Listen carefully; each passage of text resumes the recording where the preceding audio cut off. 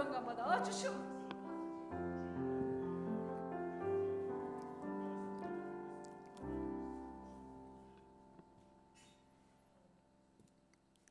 하나님 말씀은 사무엘하 7장 8절에서 17절까지 보도록 하겠습니다. 사무엘하 7장 8절에서 17절.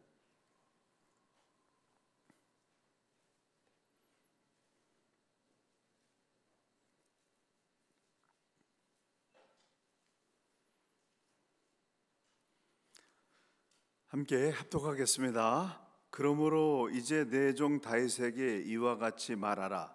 만군의 여호와께서 이와 같이 말씀하시기를 내가 너를 목장 곧 양을 따르는 데에서 데려다가 내 백성 이스라엘의 주권자로 삼고 내가 가는 모든 곳에서 내가 너와 함께 있어 내 모든 원수를 내 앞에서 멸하였은즉 땅에서 위대한 자들의 이름같이 내 이름을 위대하게 만들어 주리라. 내가 또 내 백성 이스라엘을 위하여 한 곳을 정하여 그를 심고 그를 거주하게 하고 다시 옮기지 못하게 하며 악한 종류로 전과 같이 그들을 해하지 못하게 하여 전에 내가 사사에게 명령하여 내 백성 이스라엘을 다스리던 때와 같이 아니하게 하고 너를 모든 원수에게서 벗어나 편히 쉬게 하리라. 여호와가 또 내게 이르노니 여호와가 너를 위하여 집을 짓고 내 수완이 차서 내 조상들과 함께 누웠을 때에 내가 내 몸에서 날 내 씨를 내 뒤에 세워 그의 나라를 견고하게 하리라. 그는 내 이름을 위하여 집을 건축할 것이요 나는 그의 나라 왕위를 영원히 견고하게 하리라. 나는 그에게 아버지가 되고 그는 내게 아들이 되리니 그가 만일 죄를 범하면 내가 사람의 매와 인생의 채찍으로 징계하려니와 내가 내 앞에서 물러나게 한 사울에게서 내 은총을 빼앗은 것처럼 그에게서 빼앗지는 아니하리라. 내 집과 내 나라가 내 앞에서 영원히 보존되고 내 왕위가 영원히 견고하리라 하셨다 하라. 나단이 이 모든 말씀들과 이 모든 계시대로 다윗에게 말하니라. 아멘. 사무엘하는 다윗의 통치에 관한 기록입니다. 이 기록은 역대기상에서도 반복되고 있는데요. 역대기는 바벨론 포로에서 돌아와서 이스라엘 백성들이 다시 나라를 재건하는 때에 쓰여진 그런 글이기 때문에 이스라엘 백성들에게 꿈과 희망을, 그리고 선조들이 어떠한 위대한 하나님의 역사를 이루었는지 그것을 부각시켜주기 위해서 기록한 책이기 때문에 역대상에서는 다윗에 대한 그런 허물이 기록되어 있지 않습니다. 근데 사무엘하에서는 다윗의 모든 장단점이 그대로 다 기록되어 있습니다. 다윗은 30살에 유다의 왕으로 등극을 했고 7년 반이 지난 다음에 통일 이스라엘의 왕으로 그리고 세워졌다가 70살에 하나님의 부르심을 받고 하나님께로 돌아갔습니다. 그는 40년 동안 하나님을 섬기는 일과 백성들을 섬기는 일에 신실했습니다. 그래서 이 다윗과 같은 왕이 없었던 거예요. 하나님은 선한 왕의 기준을 다윗으로 삼고 있습니다.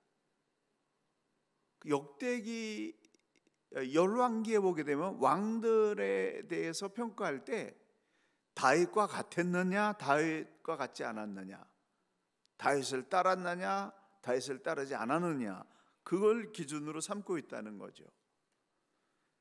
다윗을 통해서 오늘과 주일 그리고 다음 주일까지 3번 다윗에 대해서 설교를 하려고 합니다. 이 다윗은 목동이었고 군인이었으며 정치인이었고 왕이었지만 그 그는 신분이 계속해서 상승되면서도 그의 마음과 입술에서는 하나님을 찬양했고 하나님과 함께하는 그것을 놓치지 않는 사람이었다. 그의 중심에 늘 하나님이 서 있었습니다. 하나님을 섬기는 일 때문에 처음부터 마지막까지 같은 마음을 품고 정직하고 공정한 그러한 삶을 살았습니다.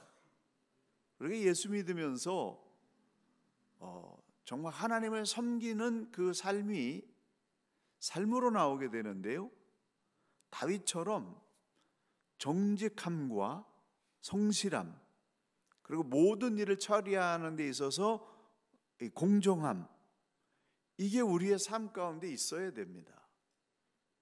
다윗은 3번 기름 부음을 받았는데, 첫 번째는 사울 왕이 변질된 것 때문에 사무엘로부터 청소년 때에 자기 아버지의 집에서 어린 목동으로서 기름 부음을 받았고, 또 사울이 죽은 직후에 30살의 유다 지파만의 왕으로 기름 부음을 받았고, 그리고 7년 6개월이 지난 이후에 통일 이스라엘 왕으로 기름 부음을 받았습니다.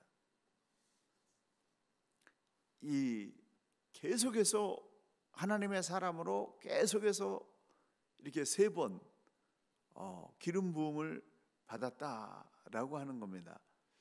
우리가 이 3번 반복되는 거는요, 그 다음부터는 똑같은 일이 계속 반복되는 거예요. 기도했을 때도 3번 똑같은 응답이 왔다면은 그 기도는 더 이상 할 필요가 없어요. 왜냐하면 그 기도는 계속해도 똑같은 기도 응답이 오기 때문에. 예를 든다면 사도 바울이 그 고질병을 고쳐달라고 기도했는데 하나님께서 3번 똑같은 응답을 주셨어요. 그래서 그 다음부터는 사도 바울은 그 고질병을 고쳐달라고 기도하지 않고 그 고질병을 하나님의 은혜로 알고 그걸 품고 모든 일을 해나가는 그런 사람이 됐습니다. 아무튼 다윗 왕은 왕으로서 처음이면서 마지막으로 3번이나 왕으로 기름 부음을 받은 그런 왕이었습니다. 사울 왕이 죽은 후에 이스라엘의 왕권이 다윗에게 넘어와야 되는데, 사울의 신하였던 아브넬이라고 하는 사람이 재빠르게 사울의 아들 중에서 이스보셋이 남아 있었는데, 이 이스보셋을 중심으로 해서 11개 지파를 규합을 해서 북쪽 마하나임으로 가서 북쪽 이스라엘을 세웠습니다. 다윗은 헤브론에서 유다 지파만의 왕이 되었는데 그걸로 말미암아 이 남북이 갈라지는 그런 시간이 흐르게 됐습니다. 다윗은 얼마든지 무력으로 북쪽으로 쳐들어가서 오합지졸로 되어 있는 그들을 괴멸시키고 통일 이스라엘을 만들 수 있었는데, 민족 간에 피를 흘리는 전쟁을 피하기 위해서 그는 때를 기다렸습니다. 그러던 중에 아브넬이 다윗에게 내려와서 북쪽 지파의 모든 식권을 가지고 있던 이 아브넬이 다윗에게 굴복하면서 남북 통일에 대한 그런 협상을 하고 그러고 돌아가게 됐습니다. 그런데 이 아브넬이 돌아가는 길에 다윗의 오른팔 역할을 하고 있던 요압 장군이 북쪽으로 추적해서 올라가 가지고 아브넬을 죽였어요. 아브넬을 암살한 이유는 아브넬이 자기 동생 아사헬을 죽인 것 때문에 개인적으로 가지고 있던 그 원한 때문이었고, 둘째는 남북이 통일되게 되면은 현재 자기가 제2인자의 그런 자리에 있는데 통일되게 되면 자기 자리가 흔들릴 것이라고 하는 위기의식 때문에 요압은 다윗의 허락 없이 아브넬을 쫓아가서 죽였습니다. 이 사건으로 말미암아서 다윗은 심각한 정치적인 위기를 만나게 되었습니다. 북쪽 사람들이 다윗이 사주에서 아브넬을 죽인 것으로 오해하게 될 경우에는 평화 통일은커녕 피 흘리는 전쟁을 할 수밖에 없는 그런 상황이 발생하게 됐습니다.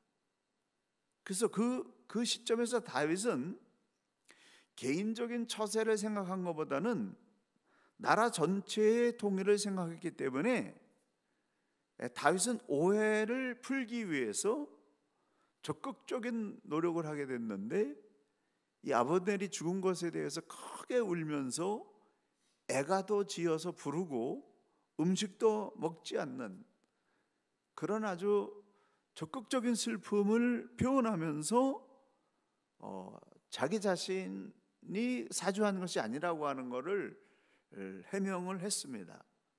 그래서 이 남쪽과 북쪽 사람들이 다윗이 아브넬을 죽인 것이 아니라고 하는 진심을 받아들이게 되었고, 요압의 단독으로 저지른 범행임을 믿게 되면서 그래서 평화 통일을 이루게 되는 그런 결과를 낳게 됐습니다.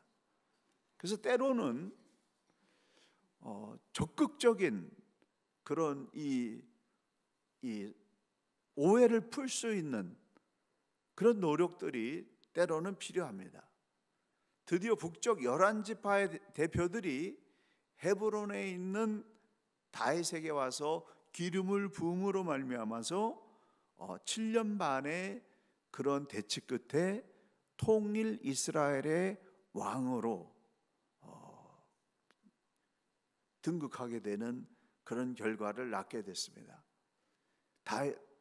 우리가 이제 이 구약사를 계속 배우고 있습니다만은 구약에서 왕들이 백성들에게 진정한 왕으로 이렇게 인정을 받기 위해서는 두 가지 조건이 겸비되어야 되는데, 첫 번째 조건은 이스라엘은 하나님의 나라이기 때문에 하나님으로부터 허락된 기름 부음을 받아야 된다.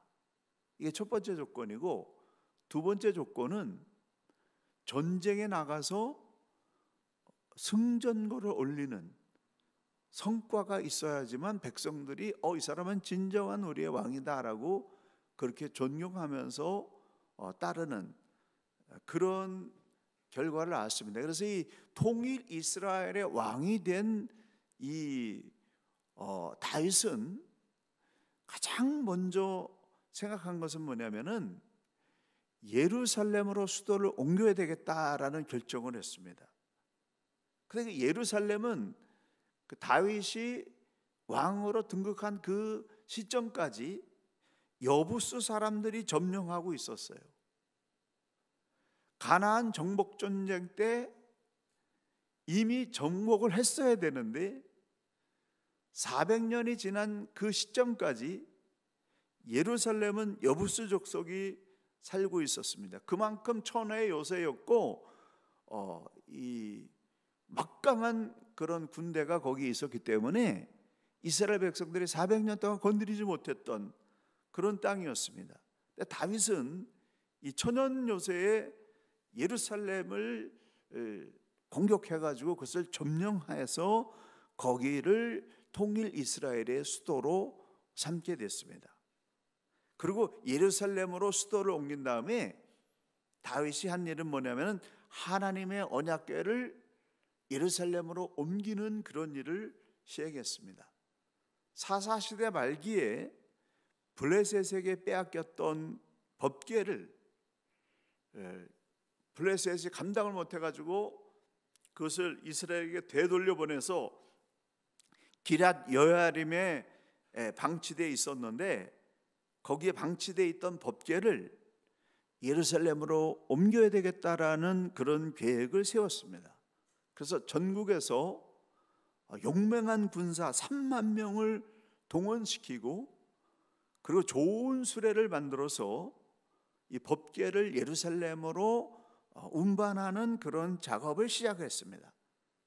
근데 이 법궤가 수레에 의해서 이렇게 운반되다가 낙원의 타작마당에서 큰 소리가 나는 것 때문에 소가 놀래가지고 뛰면서 이 법궤가 떨어질 위기에 있자 웃사라고 하는 사람이 그 법궤를 보호하기 위해서 그 법궤에다가 손을 대는 순간에 웃사 하고 죽었어요.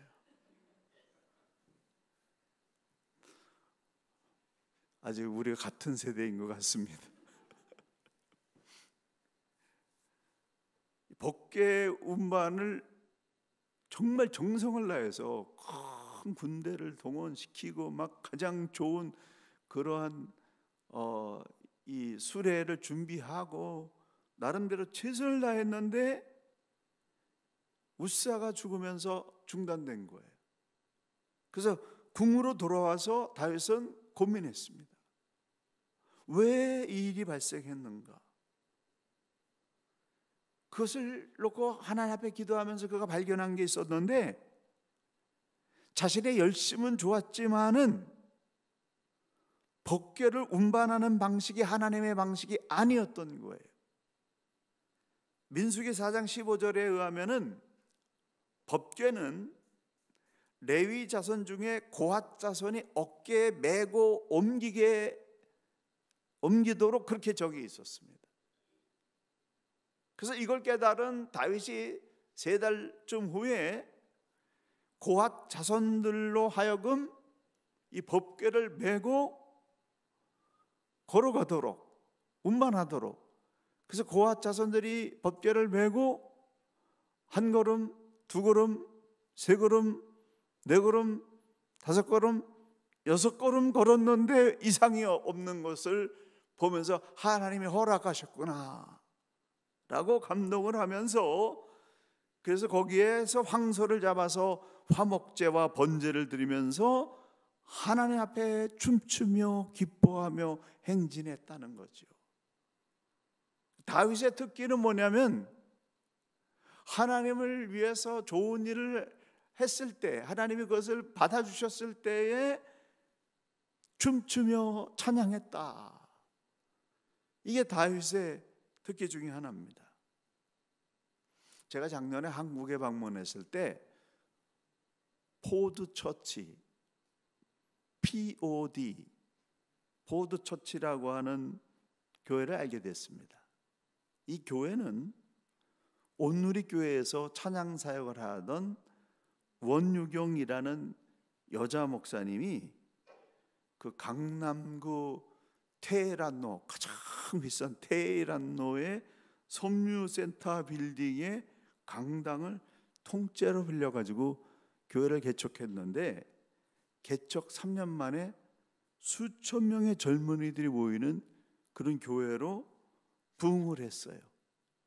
다윗이 법궤를 옮길 때 6걸음을 떼고 황소를 잡아서 예배를 드리면서 기뻐 춤추면서 행진한 것을 모티브로 해서 교회 이름을 Parade of David, 그 약자인 POD 처치로 지었는데, 이 교회가 얼마나 찬양과 말씀이 살아 역사하는지 젊은이들을 중심으로 3,000명이 테헤란로 그 한복판에서 모이는 그런 급성장을 이루는 모습을 봤습니다. 제가 일부러 찾아갔어요. 저도 예배 드리면서 큰 감동을 받았습니다. 제가 그 모습을 보면서 한국교회 희망이 있구나, 한국교회에 대해서 염려를 많이 했는데 염려 다 내려놓을 수 있었고, 뉴질랜드 교회나 염려하자 그러고 돌아왔어요.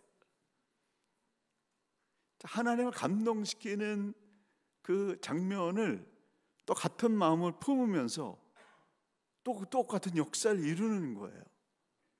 우리 옛날에 우리 시대에 하늘산 기도원에서 막 부흥이 일어나가지고 많은 사람들 가서 은혜 받고 막 했던 그 부흥의 모습이 포도초치에서 일어나는 그 부흥의 모습과 이 세련되고 시대를 달리하는 그런 것이지만은 부흥의 역사는 똑같이 일어나고 있구나, 그걸 봤습니다. 사무엘하 7장부터 10장은 역대기 17장에서 19장과 똑같은 내용인데요, 법궤를 예루살렘에 옮기는 일에 성공한 다음에 다윗은 다윗의 궁 옆에 장막을 치고 언약궤를 거기에다가 안치한 다음에 레위인 중에서 성가대 4,000명을 선발하고 24장로 24반열을 만들어 가서 24시간 매일 40년 동안 찬양하고 경배하는 이런 일을 했어요. 이거는 정말 미친 일이죠. 하나님께 미치지 않고는 이럴 수가 없는 거예요. 그래서 다윗의 장막이 그렇게 하나님을 감동시키는 역사가 일어났는데, 모세의 성막에는 지성소가 따로 있었지만은 다윗의 장막에는 언약궤를 안치했지만은 그래 거기에 모든 누구든지 다 들어가서 경배하고 찬양하고 춤을 추면서 정말 하나님께 기도하는 그러한 일이 누구나 24시간 계속해서 일어났다라는 그런 놀라운 일이죠. 다윗과 같은 이런 사람들이 있었다는 겁니다. 하지만 하나님께서는 이런 그 감동이 막 일어나고 정말 다윗의 장막에서 막 하나님을 향해서 24시간 막 사람들이 돌아가면서 찬양하고 경배하고 막 악기를 연주하고 이런 걸 하다가 다윗이 딱 생각한 게 뭐냐면은 주님을 위해서 성전을 건축해야 되겠다는 생각을 한 거예요. 근데 하나님께서 다윗이 성전을 건축하는 걸 허락하지 않으셨습니다. 허락하지 않은 이유는 하나님은 무소부재, 어느 곳이든지 다 계시는 공간적 장소에 제한받지 않는 그런 분이기 때문에 성전을 생각하지 않으셨고, 또 성막과 장막에 이미 임재하셔서 이스라엘과 함께하고 계시기 때문에 성전에 대해서 그 어떤 언급도 없으셨습니다. 더군다나 결정적인 이유는 다윗이 전쟁으로 많은 피를 흘린 사람이기 때문에 하나님께서 하나님 성전을 건축하는 거 허락지 않으셨습니다. 그런데요, 하나님이 다윗이 하나님 성전을 건축하는 거 허락지 아니하셨지만은 하나님을 위해서 그런 생각을 했다는 자체에 엄청난 감동을 받으신 거예요. 전반적인 내용을 보게 되면 아무도 생각해 본 적이 없는 하나님을 위해서 따로 구별된 장소, 따로 구별된 집을 건축해야 되겠다라고 하는 이 생각을 한 다윗의 그 마음을 하나님이 받으셔서 큰 감동을 하셨다는 거예요. 그래서 다윗이 성전 건축하지는 못하지만은 다윗의 아들을 통해서 성전을 건축하도록 그렇게 허락해 주셨습니다. 인류 최초로 하나님을 위해서 성전을 건축하겠다는 마음을 품은 이 다윗의 마음을 하나님이 받으신 거예요. 큰 감동을 받으신 것입니다. 그 하나님의 감동이 오늘 본문에 나와 있어요. 하나님이 얼마나 감동하셨는지 다윗과 그의 후손들을 축복하시면서 구약의 역사서를 이해하는 데 가장 중요한 구절이 되는 7장 16절에 이렇게 말씀하십니다. 내 집과 내 나라가 내 앞에서 영원히 보존되고 내 왕위가 영원히 경고하리라. 다윗의 가문은 결코 패하지 않겠다. 영원히 다윗의 가문이 이어지게 하겠다라고 하나님이 그런 축복을 주셨다는 거죠. 하나님은 이 약속대로 다윗과 다윗의 후손들이 패역하고 범죄했음에도 불구하고 비록 그들을 징계하시고 책망하셔서 바로 돌아오도록 그렇게 하시기는 했지만은 다윗의 왕권이 끊어지지 않도록 어떤 경우에도 어떤 사악한 그런 그 정치적인 음모에도 끊어지지 않고 계속해서 이어가도록 그렇게 하셨습니다. 그리고 유다의 20대 왕인 시드기야가 BC 586년에 바벨론 포로로 잡혀가면서 혈통적인 다윗의 왕국은 막을 내렸지만은 다윗의 후손으로 오신 예수 그리스도를 통해서 메시아 왕국이 세워짐으로 말미암아서 하나님의 약속은 영원히 이루어지고 있습니다. 성전 건축 자체에 어떤 능력이 있는 거 아닙니다. 하지만 하나님 위해서 성전을 건축하고자 했던 이 다윗의 마음, 하나님을 향한 이 순수한 그 열심, 이것이 하나님의 마음을 감동시켜서 그의 아들 솔로몬을 통해서 눈에 보이는 성전을 건축하게 했고, 다윗의 후손으로 오신 예수 그리스도를 통해서 하나님 나라가 이 세상의 교회로 세워지는 그런 역사를 하나님이 주신 것입니다. 그런 사실을 볼 때 우리는 현재 주어진 나의 삶을 통해서 어떻게 하면 하나님을 감동시킬 수 있을까? 이 고민이 필요합니다. 저도 계속 기도하는 거예요. 지금도 기도하는 겁니다. 오늘 새벽에도 기도하고, 하나님, 주를 위해서 어떻게 무슨 일을 해야 하늘 보좌를 움직일 수 있는, 하나님을 감동시킬 수 있습니까? 그런 고민을 할 필요가 있습니다. 하나님을 감동시킬 때 인생이 바꾸어지고 역사가 바꾸어지는 그런 일이 일어난다는 거죠. 그래서 우리는 무슨 일을 하든지 이 일을 통해서 어떻게 하나님을 감동시킬 수 있을까? 내가 오늘 드리는 이 예배를 통해서 어떻게 하나님을 감동시킬 수 있을까? 교회가 풀어가야 될 많은 현안들이 있는데 그 일을 하는 모든 사람들이 이 일을 어떻게 풀어내야 하나님을 감동시킬 수 있을까? 왜냐하면 하나님을 감동시킬 때 다윗에게 부어주셨던 하나님의 축복이 오늘 저와 여러분에게도 임하기 때문에 그렇습니다. 다윗은 어디로 가든지 하나님과 함께 하면서 큰 승리를 거두었고, 하나님이 이스라엘 백성에게 허락하셨던 그 땅들을 대부분 다 회복을 했고, 사무엘하 10장에 보게 되면 다윗 시대에 다른 나라들과 외교 관계가 얼마나 높은 위상을 떨쳤는지를 그렇게 기록하고 있습니다. 그래서 사람들이 그래서 성전 건축하려고 막 난리를 치잖아요. 그게 중요한 게 아닙니다. 성전을 자기 욕심을 위해서 성전 건축해봐야 아무 소용없어요.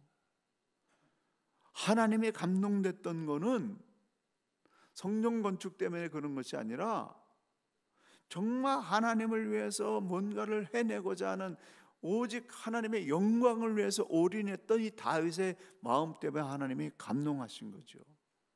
그래서 저와 여러분도 현재 주어진 삶을 통해서 여기에서 내가 하나님을 어떻게 하면 감동시킬 수 있을까? 그걸 기도하는 가운데 영감을 받아서 그 일을 결단하고 나갈 때 하나님이 다윗에게 하늘 문을 열어주셨던 그 역사가 저와 여러분에게도 부어지게 될 줄로 믿습니다. 그런데 이 역대기에는 기록이 되어 있지 않습니다만은 사무엘 하에 보게 되면 이 찬란한 번영의 때 최고의 축복을 받은 이 순간에 전쟁에서 승승장구하고 나라가 강성했을 때 다윗이 결정적인 죄악을 저지르게 됩니다. 밧세바를 임신시켰고 그 죄악을 감추기 위해서 다윗에게 그렇게 충성했던 우리야, 요압 장군에게, 이 최전선에 나가 있었는데요, 요압 장군에게 밀서를 보내가지고 우리야가 살아서 돌아올 수 없는 사제로 보내라, 이렇게 살인 교사를 시킴으로 말미암아서 이 우리야를 죽게 하는 결정적인 치명적인 죄악을 저질렀습니다. 하나님께서 다윗의 죄를 나단 선지자를 통해서 신랄하게 책망했을 때 다윗이 곧바로 잘못을 인정하면서 하나님 앞에 울며 회개하면서 그때 지은 시가 시편 51편입니다. 그래서 하나님이 그 정말 용서받을 수 없는 이 죄악을 저지른 다윗을, 하나님 나라를 위해서 다윗을 그 회개를 받아주시고 용서하시기는 하셨지만은 이 일로 말미암아서 다윗은 계속해서 그 죄에 대한 대가를 지불하게 됩니다. 죄에 대한 벌로 밧세바가 낳은 첫 번째 아들이 죽게 되었고요, 죽었고요. 또 이 죄로 인해서 다윗의 큰 아들 암논이 배다른 누이 다말을 욕보이는 그런 일을 저질렀습니다. 그래서 다말의 친오빠인 세 번째 아들 압살롬이 호시탐탐 기회를 보다가 암논을 죽였어요. 그래서 이 암논을 죽인 일로 말미암아서 다윗과 압살롬은 씻을 수 없는 관계가 깨지게 됐는데, 아무리 애를 쓰고 노력해도 그 깨진 관계가 회복이 되지 않아 가지고 다윗의 말년에 압살롬이 반란을 일으켜서 다윗을 몰아내려고 하는 그런 반역죄를 저지르게 됐습니다. 다윗이 예루살렘에서 겨우 도망쳐 가지고 마지막 전투에서 압살롬을 죽이고 다윗이 다시 예루살렘으로 복귀했지만은 정말 말할 수 없는 피눈물 나는 고통 속에서 그의 나머지 삶을 물들인 것을 보게 됩니다. 그리고 다윗의 말년에 또 다른 죄악을 저질렀는데, 자신이 이룬 업적을 과시하고 싶은 마음 때문에 인구 조사를 감행했습니다. 인구 조사가 잘못된 거 아니에요. 하나님께서 모세에게도 인구 조사를 하게 하셨습니다. 인구 조사 자체가 죄악이 아닙니다. 그런데 다윗이 인구 조사를 한 의도가 문제인 겁니다. 다윗은 강성해진 군사력이 생기면서 하나님께만 의지하던 그 신실한 마음을 잠시 잃어버리고 자신의 능력과 이 위엄을 자랑하고 싶어서 군사가 얼마나 됐는지 그 군사를 시기했다라고 하는 겁니다. 다윗 왕궁의 번성이, 다윗의 승승장구함이 그만 교만함으로 발전함으로 말미암아서 이런 결과를 낳게 됐습니다. 그렇기 때문에 우리는 잘 나갈 때, 평안할 때, 문제가 없을 때, 원수가 나를 건드리지 않을 때, 그 모든 것들이 하나님의 은혜로 내가 복을 누리고 내가 여기 있음을 잊지 말고 하나님을 섬기는 마음을 뺏기지 말아야 된다는 거죠. 그거 잃어버리고 그런 죄악들을 저지르게 됨으로 말미암아서 나머지 말년 죽을 때까지 계속해서 이런 이 혈육과 안에 말할 수 없는 이 고통 가운데 살게 됐다는 것입니다. 다윗은 인구 조사에 대한 보고를 듣는 순간에 자신이 잘못했다라고 하는 걸 깨닫고 후회했습니다. 죄를 뉘우친 다윗은 갓 선지자가 말한 그 말씀에 따라서 아라우나 타작마당에 단을 쌓고 제사를 드렸습니다. 그 제사를 드린 곳이 솔로몬의 성전을 건축한 성전의 터가 되었고, 오래전 아브라함이 하나님께 이삭을 바치려고 했던 모리아 산이기도 했습니다. 다윗이 이렇게 약점이, 아주 치명적인 약점이 있음에도 불구하고 하나님께서 다윗을 귀하게 여긴 이유는 무엇입니까? 다윗이 다른 왕과 다른 점은 부귀영화와 강성함으로 잠시 교만해졌다가 선지자들이 죄를 지적했을 때 그 죄에 대해서 통렬히 회개하면서 가슴을 치면서 금식을 하면서 눈물을 흘리면서 하나님께로 돌아와서 하나님의 사람으로 다시 섰다라고 하는, 그것이 다른 점입니다. 죽을 수밖에 없는 죄인인데 하나님께 회개하고 그 어떤 값이라도 기꺼이 값을 지불하고 주님의 발 앞에 엎드려 용서를 구하는 다윗의 신실함 때문에 하나님은 다윗을 품으시고 그를 끝까지 사랑하셨다라고 하는 겁니다. 우리는 누가 잘못하게 되면 마음에서 저 사람 이제 틀렸어, 끝났어 라고 용서가 안 되지요. 근데 은혜 받으신 하나님께서는 다윗이 정말 통렬한 회개를 하면서 뉘우치면서 기꺼이 값을 다 지불하면서 하나님 앞에 돌아와서 엎드렸다라고 하는 겁니다. 우리 자녀들이 잘못에 대해서 부모가 책망했을 때 뛰쳐나가는 자녀가 있고 가슴 안으로 들어온 자녀가 있습니다. 근데 가슴 안으로 들어와 가지고 품에 안겨서 울면서 용서를 구하면 어느 부모가 그 자녀를 용서하지 않겠습니까? 하나님께서 그 다윗을 품어주시고 그가 지불해야 될 모든 것들에 대해서는 지불하게 하셨지만은 그를 계속해서 세워주시는 그런 모습을 보게 됩니다. 다윗이 마지막으로 유언을 남긴 게 열왕기상 1장에서 2장에 나와 있는데요, 작은 마을 베들레헴 목동으로 시작해서 40년간 이스라엘 왕으로 살다가 생애를 마감하면서 자신의 왕권을 솔로몬에게 물려주면서 두 종류의 유언을 남겼습니다.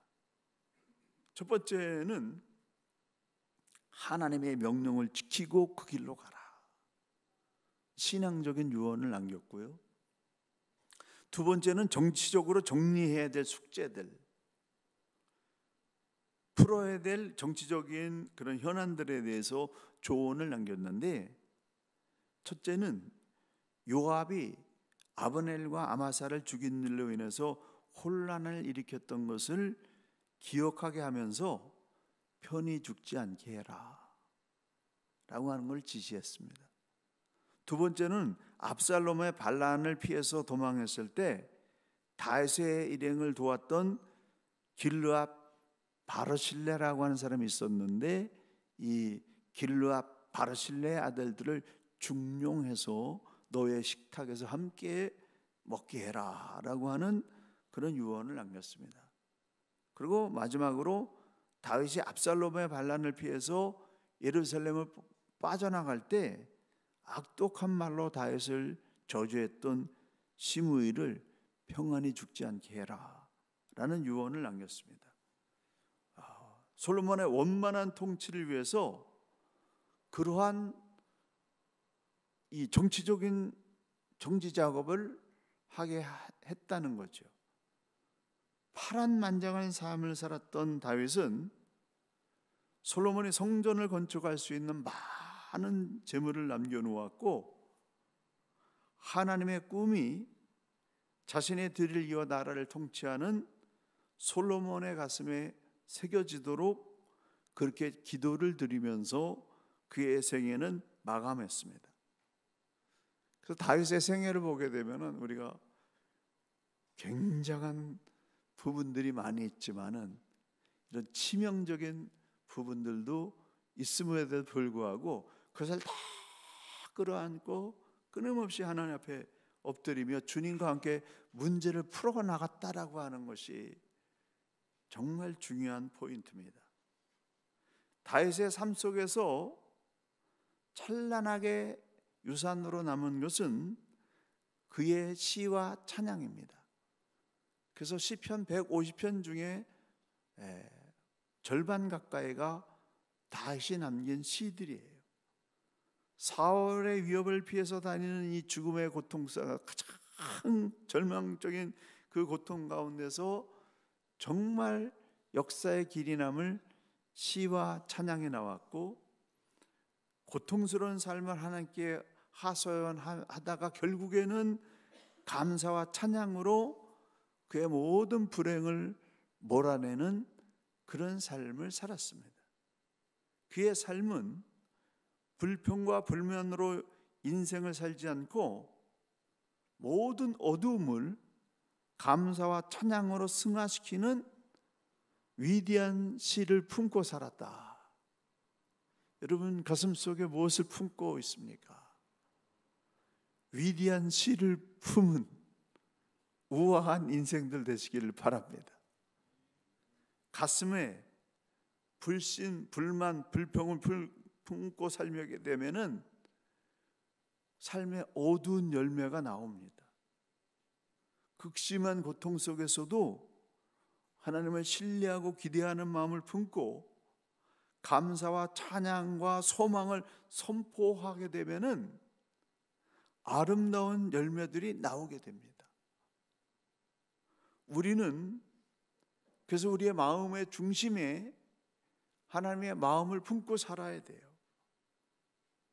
그래서 정말 좀 우리 다른 교인들은 모르겠어요. 우리 주님의 교회 교인들만은 좀 하나님을 품어가지고 그 얼굴이 좀 빛이 나서 이렇게 사람들 만나면 정말 이 사람 만나길 잘했다 라고 생각할 만큼 얼굴이 좀 밝았으면 좋겠어요. 너무 고통스러워 하시는 분들이 많아요. 그래서 나이 들어가지고 이게 사람들 만나게 되면은 그냥 보자마자 가고 싶은 사람도 있어요. 얼굴을 왜 그렇게 그냥 전투적으로 그냥 고통스럽게 하고 있는지. 그 마음이 고통스러우니까 이게 얼굴도 고통스러운 거죠. 근데요, 그걸 치유해야 됩니다. 그 마음의 어둠을 치유해야 돼요. 그 치유할 수 있는 방법은 뭐냐면은 주의 전에 나와가지고 다 울부짖어 기도하는 거예요. 다윗을 통해서 우리가 좀 배워야 됩니다. 다윗이 고통스러울 때마다 그냥 특별히 아둘람 굴 같은 데서 그냥 탄식하면서 하나님 살려주십시오. 억울합니다. 그냥 괴롭습니다. 죽을 것 같습니다. 그냥 그렇게 탄식하고 울다가 그 탄식의 뿌리가 뽑혀요. 눈물의 뿌리가 뽑힌다고요. 그러면 거기서 소망이 보이는 거예요. 하나님이 빛을 주시는 거예요. 그래야 감사가 나오고 찬양이 나오는 거죠. 그래서 우리의 속에 있는 이 어두움과 고통이 뿌리가 뽑힐 때까지 기도를 하든지 찬양을 하든지 하나님께 하소연하는 이거를 통해 가지고 영적 수술을 좀 받아야 돼요. 여기 있는 분들은 영적 수술 안 받으셔도 다 될 것 같아요. 근데 그 비디오를 통해 가지고 지금 들으시는 분들은 아마 수술 받으셔야 될 분들이 많이 계실 걸로 합니다.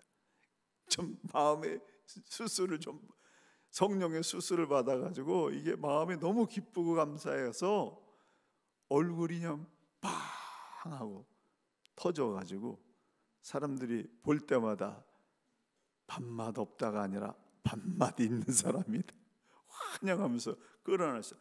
그렇게 살아야 되지 않겠습니까? 성경에 그 하나님의 사람들은 다 빛이 났어요.